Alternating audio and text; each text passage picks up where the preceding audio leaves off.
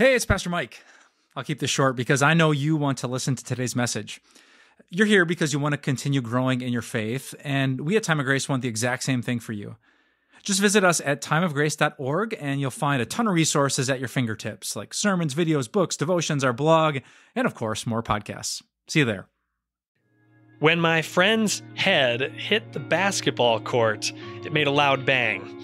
We all stopped playing and watched him slowly get to his feet. He asked me to take a look at it, and so I gently, slowly brushed the hair away. Oof, I said, yeah, we're gonna need to see a doctor. A few staples in the back of his head, and he was on the road to recovery.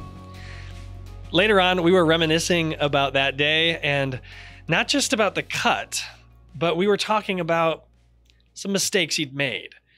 Some honestly bad choices in his relationships.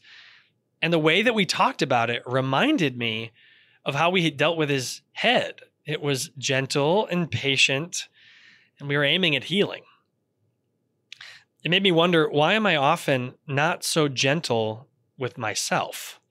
I've never split my head open playing basketball, but I have made more than my fair share of mistakes, and often really big ones that cost me. The Bible calls that sin. I'm guilty of it. We all are. And so often we don't deal with our sin well. Have you ever noticed this? That sometimes we deal with sin in a way that doesn't address the problem at all. Sometimes I try to replay the sin over and over in my mind, reliving my mistake as some weird form of punishing myself. Other times we like to just try to rewrite what actually happened. If only I wasn't in that position. If only I never opened my mouth and said such a stupid thing. But sometimes we pretend like it didn't happen at all. Sometimes we try to sweep our sins under the rug as though there was nothing to worry about. Can you imagine if that's what I did with my friend? You would never do that with a friend.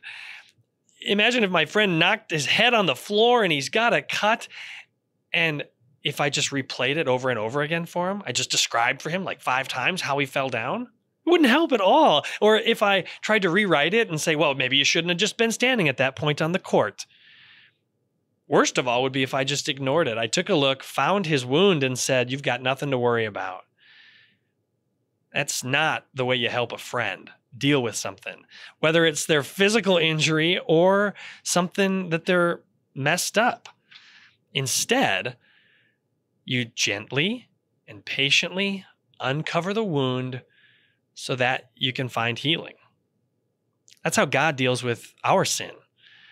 Psalm 103 says, as a father has compassion on his children, so the Lord has compassion on those who fear him. Jesus knows that we are sinful, but he didn't just make us relive it over and over again. And he doesn't pretend like it's no big deal. Instead, he came to this earth and paid for our sins with his death on the cross. He guaranteed our forgiveness with his glorious resurrection from the grave on Easter. And now, just like any good father helps the little kid to learn about sin, to learn how to make good decisions, with all that same gentleness and patience and persistence, our Father in heaven gently helps us deal with our sin. Your memory is probably haunted by sins that you committed long ago or not so long ago. I know my mind certainly is. Instead of beating yourself up about those things, instead of pretending like they didn't happen or they don't matter, let's do what God does. Let's deal gently and patiently with ourselves, uncovering the wound not to maximize our pain, but so that we can better appreciate the forgiveness of our gracious Father in heaven. When God deals with your sin, he does it kindly, so you can too.